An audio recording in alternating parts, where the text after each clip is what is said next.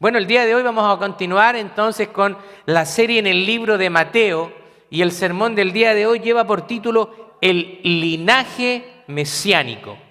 El linaje mesiánico. Así que vamos a estar poniéndonos de pie y vamos a leer Mateo capítulo 1, los primeros 17 versículos. Y estos versículos hablan de la genealogía de nuestro Señor Jesucristo.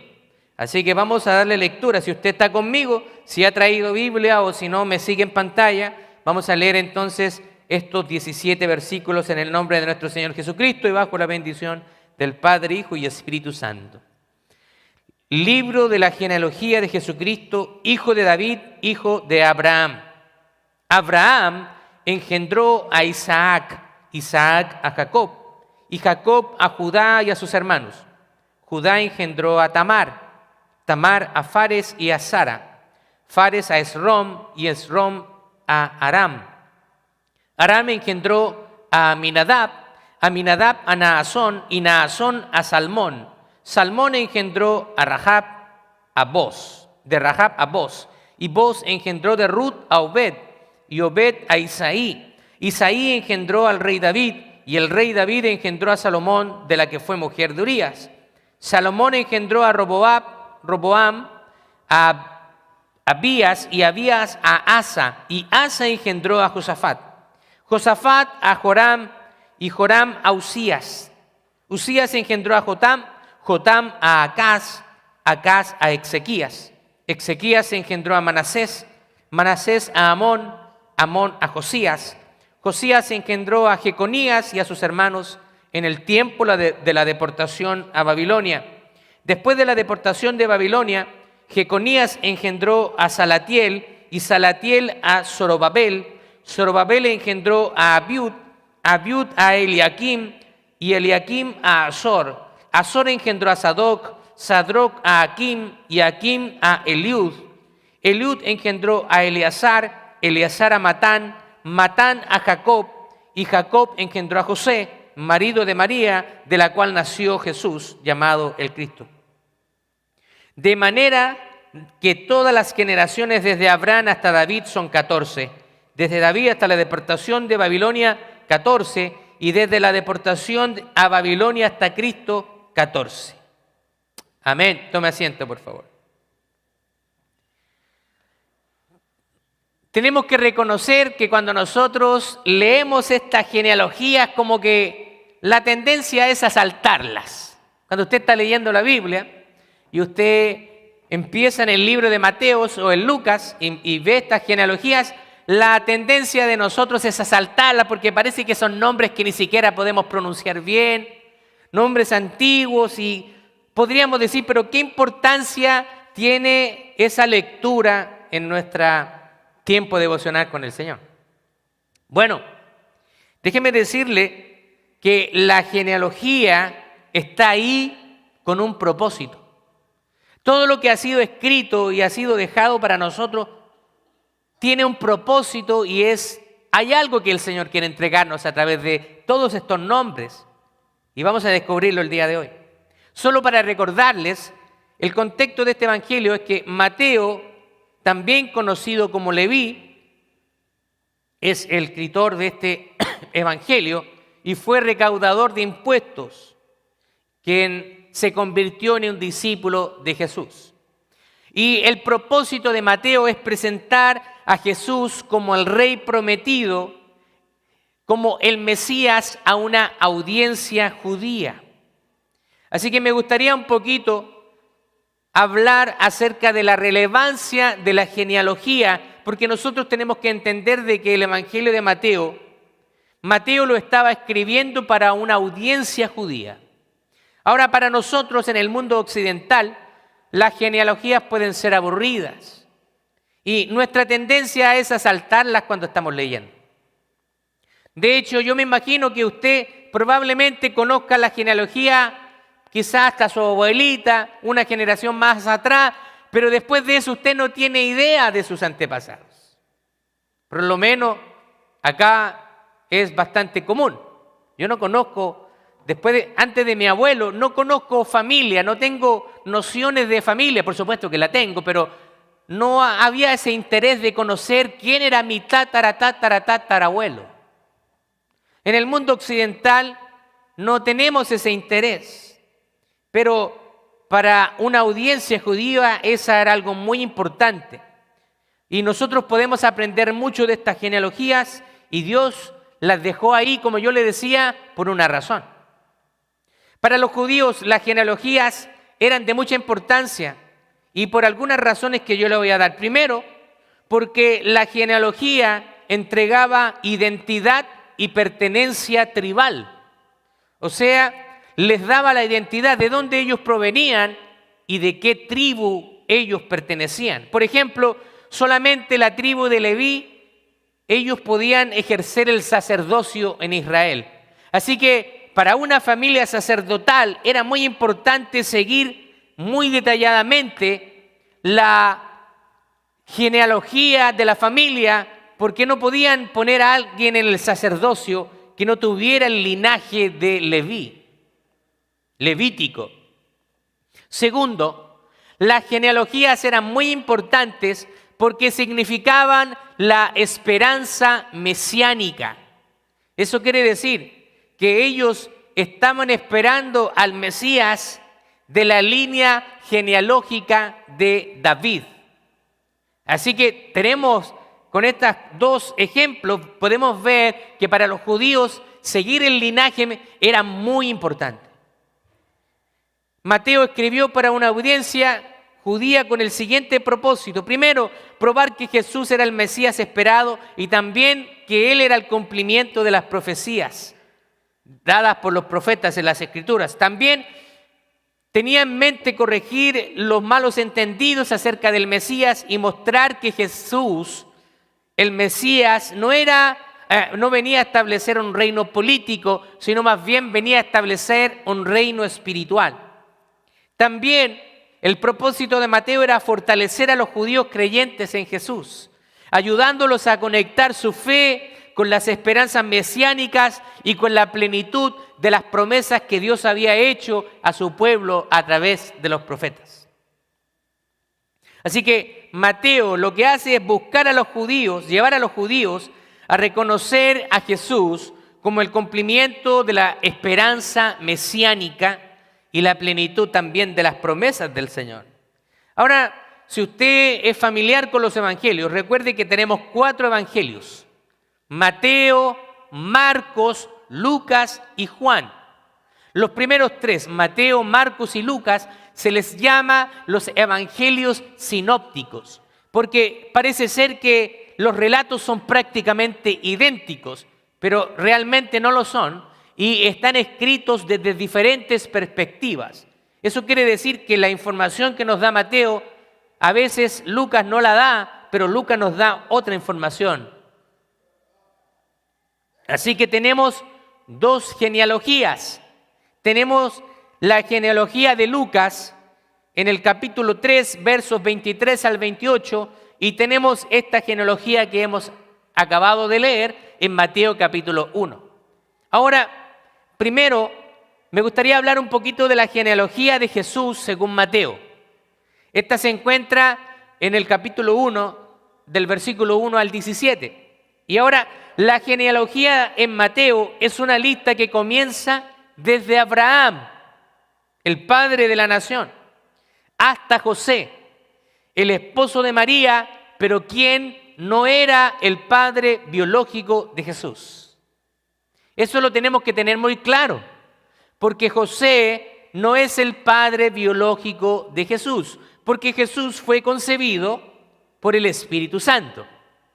También esta genealogía, según Mateo, quiere destacar figuras importantes del Antiguo Testamento como David y Salomón. Estos 2 reyes que estuvieron reinando durante la época dorada de Israel. Y tercero, muestra la línea real y legal de la descendencia de Jesús a través de José. Porque las profecías decían que el Mesías vendría a través del linaje de David. Así que por una parte eso es la genealogía según Mateo. Y la otra genealogía según Lucas es la siguiente, de Lucas capítulo 3, versos 23 al 38. La genealogía de Lucas se remonta hasta Adán, más atrás. De Adán, el primer hombre creado por Dios. Ahora, la genealogía comienza en Adán, pero culmina en Jesús, pero no pasa por José, sino que pasa por María, mostrando así la línea biológica de la descendencia. Así que se da cuenta que estas dos genealogías que tenemos en Mateo y en Lucas son diferentes y tienen un complemento. Ahora, de esta manera, a través de estas dos líneas genealógicas, Dios les inspira a los escritores bíblicos para que los lectores no tengan ninguna cuota de duda que Jesucristo es el Mesías prometido. Vamos a dividir este texto en algunos puntos. Primero tenemos que Jesús es el hijo de David y de Abraham. Ahora Dios hace una promesa a David y le hace una promesa de un descendiente suyo que tendría un reino eterno, un reino eterno. O sea, lo que le está diciendo el Señor, David, va a venir un descendiente tuyo cuyo reino no tendrá fin. Y eso era una promesa que apuntaba hacia el Mesías. Porque el reino terrenal de Israel se terminó, pero Jesucristo ahora está reinando y sigue reinando. Miren lo que dice 2 de Samuel capítulo 7, versos 12 en adelante. Y cuando tus días sean cumplidos y duermas con tus padres, le está hablando Samuel a David, y yo levantaré después de ti a uno de tu linaje, el cual procederá de tus entrañas, y afirmaré su reino. Él edificará casa a mi nombre, y yo afirmaré para siempre el trono de su reino. Yo le seré al padre, y él me será a mi hijo. Y si él hiciere mal, yo le castigaré con vara de hombres y con azotes de hijos de hombres. Pero mi misericordia no se apartará de él como lo aparté de Saúl, la cual quité delante de ti. Y será afirmada tu casa y tu reino para siempre delante de tu rostro, y tu trono será estable eternamente. O sea, Dios le está dando una promesa a David de que un descendiente de él establecería un reino eterno, un reino no humano. Y Jesús es quien cumple esta promesa. Ahora, Dios promete a Abraham que a través de él bendecirá a todas las naciones de la tierra. Eso nosotros lo encontramos en el libro de Génesis, en el capítulo 12, verso 3, y Jesús es el cumplimiento de esa profecía, porque Jesús es la bendición para el mundo entero. Ahora, Dios siempre cumple sus promesas. Aunque las circunstancias a veces parecen desfavorables, nosotros podemos confiar en la fidelidad de Dios. Segundo punto es Jesús en medio de la gracia y el pecado. Jesús siempre tiene misericordia de nosotros. Muchas veces nosotros hemos hablado de que Jesucristo viene a nuestras vidas no en el mejor momento, sino que aparece en medio del caos. Y ahí es donde Él arregla toda nuestra vida. La genealogía, lo interesante aquí, es que esta genealogía está incluyendo a mujeres como Tamar, Rahab, Ruth y Betsabé, quienes tienen historias marcadas por desafíos y a veces también por el escándalo. Mire, es muy interesante porque estas mujeres tienen su propia historia de gracia con el Señor. Primero vamos a hablar de Tamar. Tamar engañó a Judá, su suegro. ¿Se acuerda que Judá le había entregado a un hijo, a Tamar, y ese hijo se había muerto? Entonces, en la antigüedad, en ese tiempo, había una ley que se llamaba la ley del levirato. Significaba que si una mujer quedaba viuda, un hermano del difunto tenía que engendrarle para que el nombre del difunto no se terminara ahí. Entonces, lo que hace acá Judá es negarle el hijo a Tamar, a su último hijo. Entonces, lo que hace Tamar es que maquina todo un plan para que su descendencia no se terminara. Porque para una mujer viuda era muy difícil en ese tiempo continuar una familia. Sobre todo acá, cuando hay hombres que no quieren cumplir con sus obligaciones. Bueno, parece que hoy en día pasa lo mismo, ¿no? A veces hay hombres que simplemente no quieren cumplir con sus responsabilidades. Pero miren lo que hace Tamar. Ella, para concebir hijos, mostrando su valentía y determinación para preservar la línea familiar en un contexto de injusticia por la negación de los hombres a cumplir con esta ley. Y a través de su hijo Fares, forma parte del linaje del Mesías, recordándonos que Dios puede obrar incluso a través de situaciones difíciles para cumplir su propósito. Si usted no es familiar con esta historia, lo que hace Tamar, a raíz de que Judá, su suegro, no entrega a su hijo para darle descendencia, ella se disfraza de una prostituta. Y entonces le sale encuentro al camino cuando Judá ya había enviudado. Y entonces Judá le dice a ella que se vaya con él para tener intimidad. Y ella le dice, ¿pero qué me vas a dar? Y él le dice, yo te voy a dar un animal, te voy a mandar un animal. Le dice, pero tienes que darme una garantía, ¿cómo sé que vas a volver? Y entonces le entrega el báculo. Y después Judá, él no se da cuenta que era su nuera, pero cuando él se entera de que su nuera está embarazada, la llama y llama a los ancianos y a los hombres del pueblo para que la traigan para matarla. Y cuando Tamar dice, yo les voy a revelar quién es ese hombre que me ha dejado embarazada, y muestra esta evidencia, entonces ahí Judá dice, ciertamente esta mujer ha sido más justa que nosotros.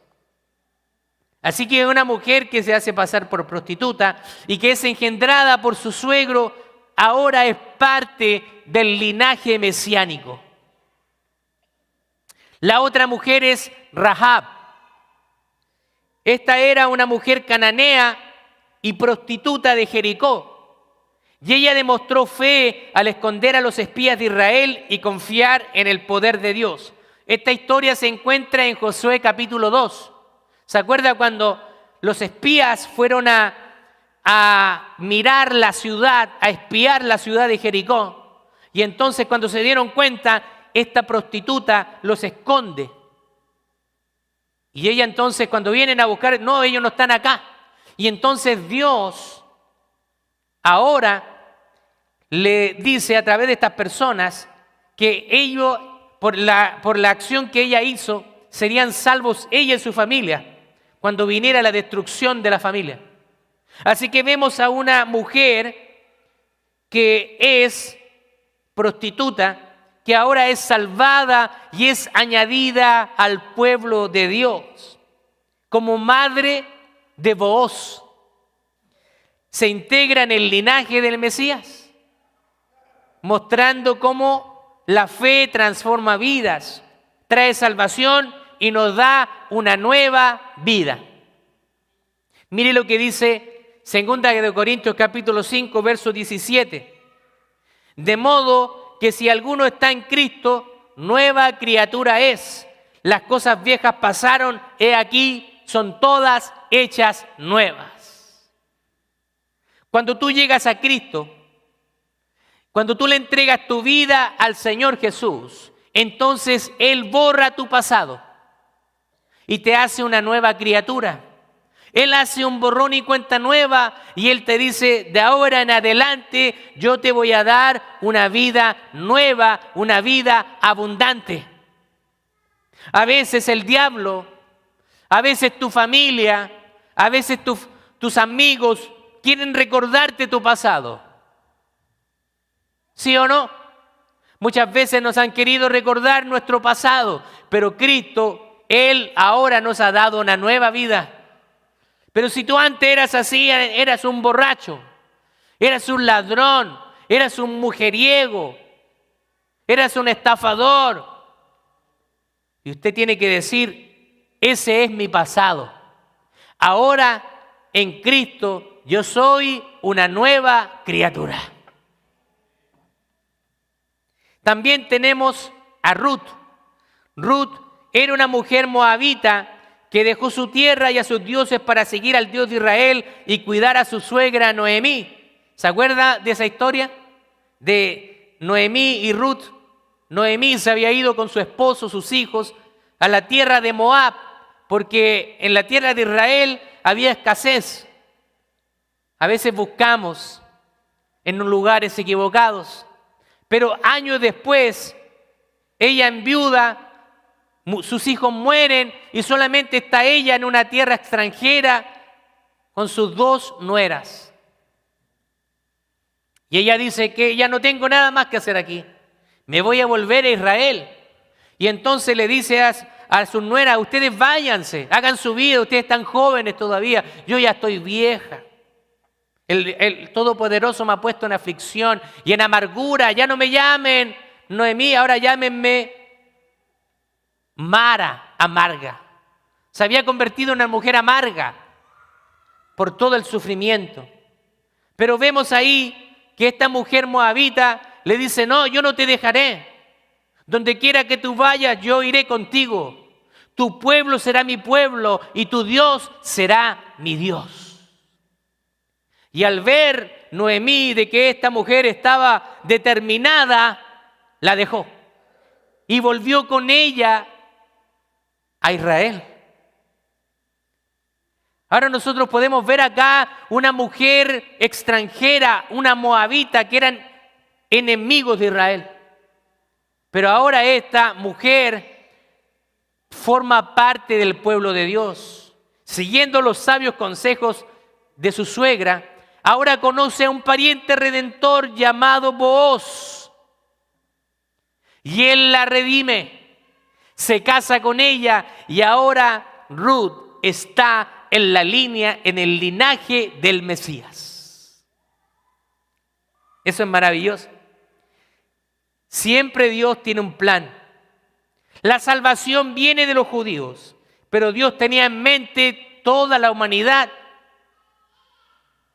Él quiere salvar a toda persona, no importa su nacionalidad, su etnicidad.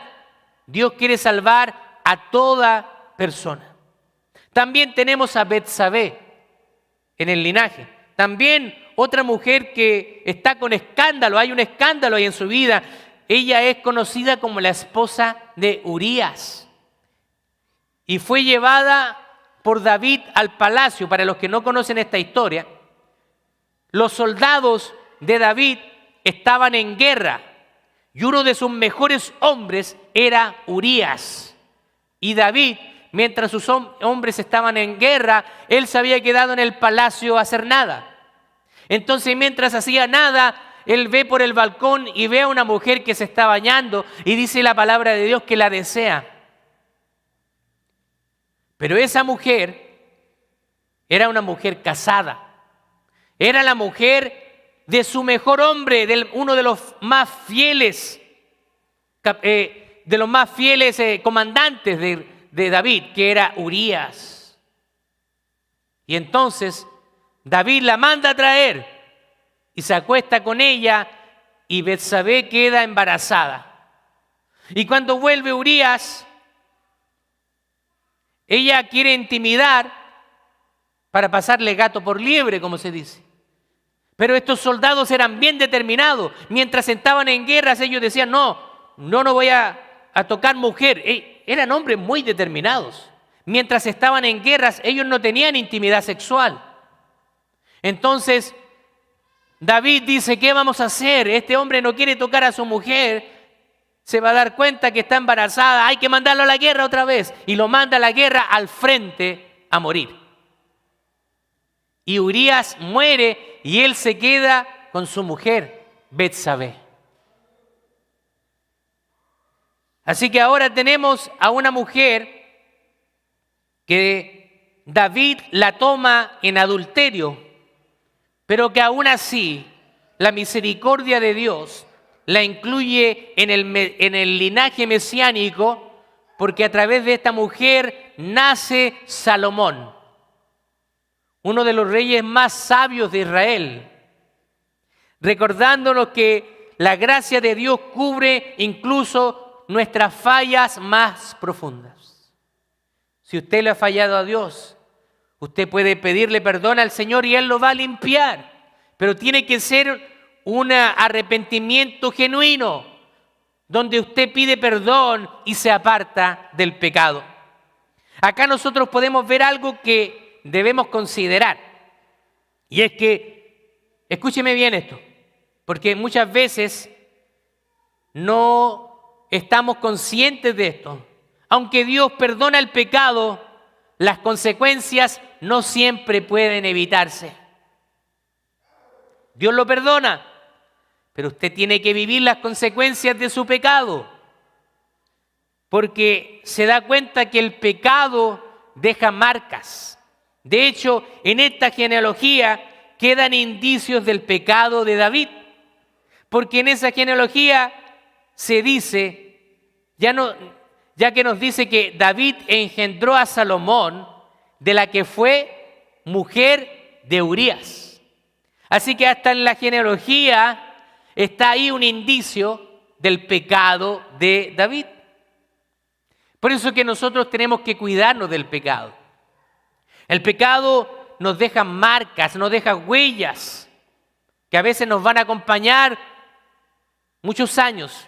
Incluso para algunas personas los puede acompañar por el resto de sus vidas. Usted probablemente escuchó hablar de un famoso pastor y predicador, y no es por hacer leña del árbol caído, pero solo para darle un ejemplo. En los años 80 había un famoso predicador que llenaba estadios aquí en Estados Unidos y en Latinoamérica, y se llama Jimmy Swaggart. Era un pastor evangelista muy usado por Dios. Este hombre lamentablemente cae en el pecado del adulterio y su ministerio desde ese entonces nunca más fue el mismo. Su nombre fue escándalo en todos los Estados Unidos. Imagínense cuando el diablo hace fiesta de uno de los hijos de Dios cuando cae. Así también como recientemente ha pasado con un pastor muy reconocido en los Estados Unidos, Steven Lawson, también todos los medios haciendo alarde y exponiendo públicamente el pecado de estos siervos. Es difícil que esos ministerios vuelvan a ser lo que fueron antes. Así que el pecado trae consecuencias. Así que usted y yo debemos cuidarnos del pecado, debemos apartarnos del pecado, porque el pecado puede destruir nuestras familias, puede destruir nuestras vidas. Dios, aún así, podemos entender de que Dios no está limitado por el pecado humano, sino que Él usa el pecado para su gloria.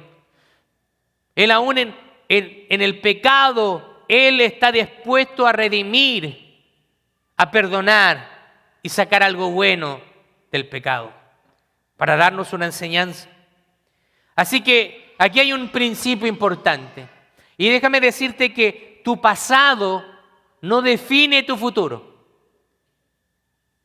Mucha gente puede tratar de acusarte de tu pasado, pero si ahora tú estás en Cristo, sigue caminando y olvídate del pasado. Si tu pasado no es algo que te hace alegrarte, no es algo de qué enorgullecerse, déjalo atrás y sigue tu camino con el Señor.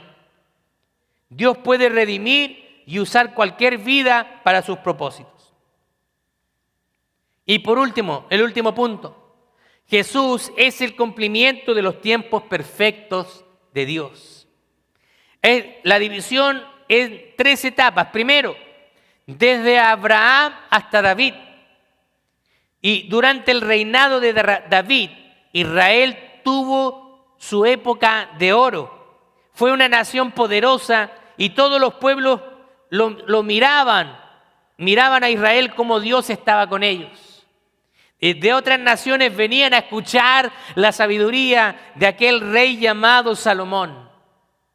Era la época de oro, la época dorada de Israel.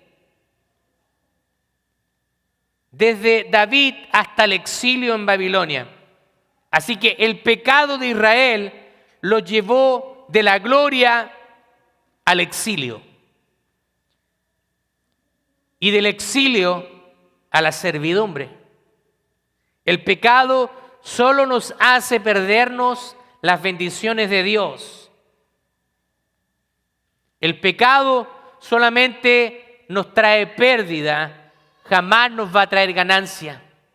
Aquí podemos ver, si ellos se hubieran mantenido fieles, ¿qué habría pasado con ese reino de Israel? Quizás muchas generaciones habrían visto de reyes, pero lamentablemente el pecado los hizo ser exiliados y también ser esclavos o sirvientes. Y desde el exilio hasta Cristo, aunque no había esperanza para el pueblo, Dios tenía una promesa y aunque tardó muchos años, casi 6 siglos, alrededor de 586 años pasaron desde esa época hasta que Dios trae al Mesías, a Jesús, después del exilio. Así que pasaron 42 generaciones hasta la llegada de Jesús. Ahí dice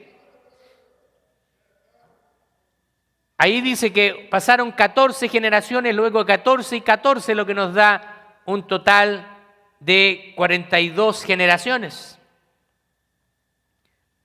Así que también acá tenemos un principio. A veces Dios tarda, pero no olvida. Así que no te desesperes cuando Dios no ha traído una respuesta a tu vida. Sigue clamando, sigue confiando que Dios va a traer esa respuesta. Así que Dios orquesta todo para un plan perfecto. El 14 es un múltiplo de 7 y el 7 es el número perfecto en la Biblia, lo que simboliza la perfección de Dios.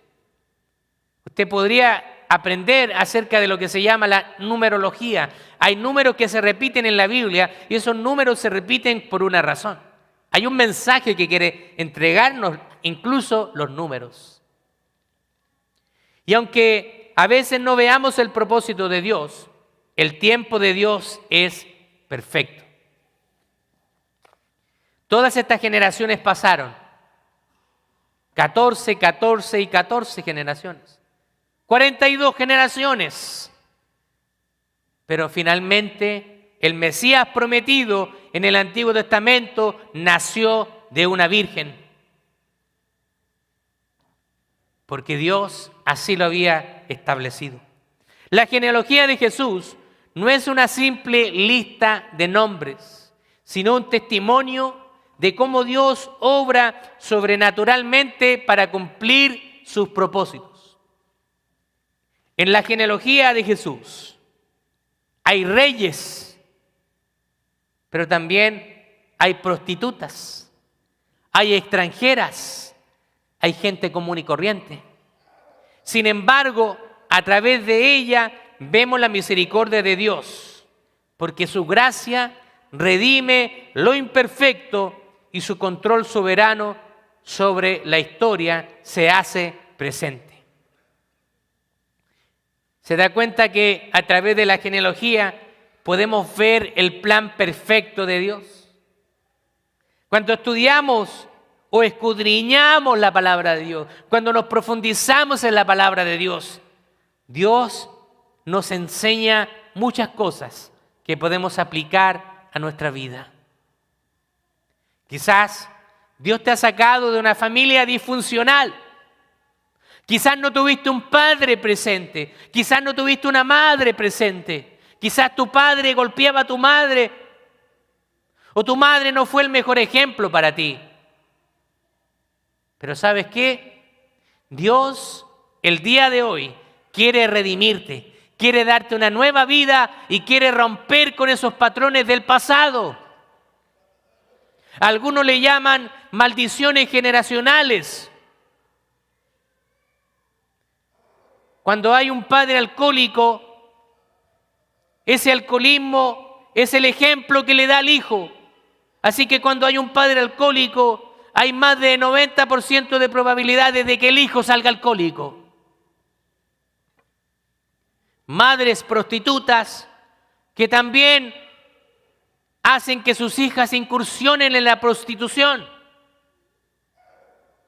Pero cuando Cristo viene a tu vida, Él rompe todo eso, rompe toda maldición y te da una nueva vida y te da el valor que tú mereces como una persona creada a la imagen y semejanza de Dios.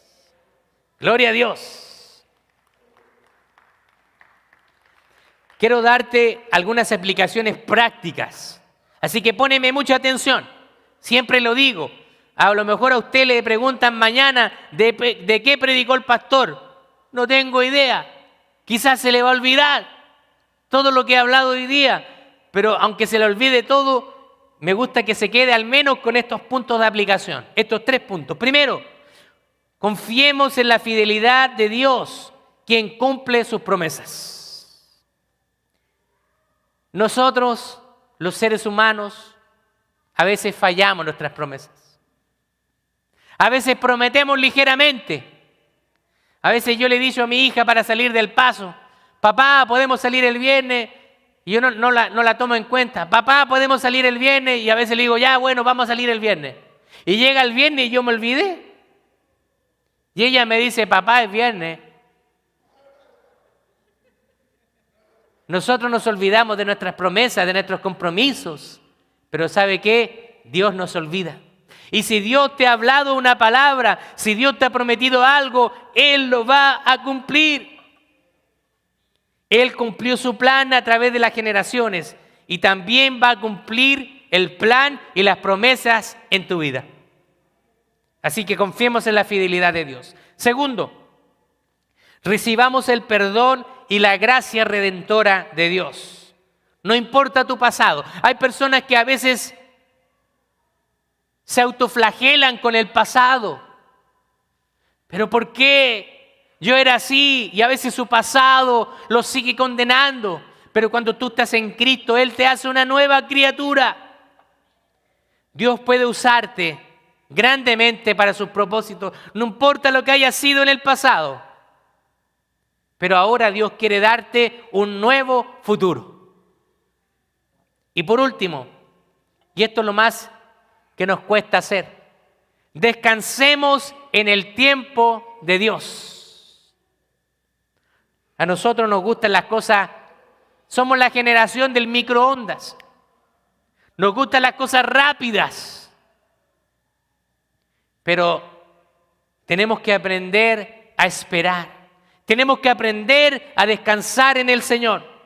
Aunque no siempre entendamos lo que sucede, Dios tiene su tiempo y un plan perfecto y su plan siempre será mejor que el de nosotros.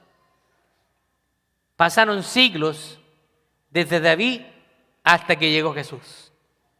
Pero cuando Dios nos da cosas buenas. Y cuando Dios envió a su Hijo, fue para darnos la vida eterna. Ahora, quiero dejarte esto. Quizás tú estás el día de hoy aquí y no ha sido una casualidad que Dios te ha traído aquí. Pero quizás tú no has hecho una decisión por Cristo. Tú has oído de Jesús. de tu familia escuchaste de Jesús, pero tú ahora tienes que hacer a Jesús el Señor de tu vida. Tienes que decirle: Señor, soy un pecador, perdona mis pecados, quiero que tú me des una nueva vida, hazme un hijo, una hija tuya. Todos somos creación de Dios, pero hasta que no perdimos perdón y no le entregamos nuestra vida a Jesucristo, solamente hasta ese momento tú te conviertes en un hijo y una hija de Dios. ¿Ha escuchado usted el dicho del universalismo que dice: todos somos hijos de Dios? No, no todos somos hijos de Dios. Todos somos creación de Dios, pero los hijos y las hijas de Dios son aquellos que le entregan su vida y se someten al señorío de Jesús. Póngase de pie y vamos a orar al Señor.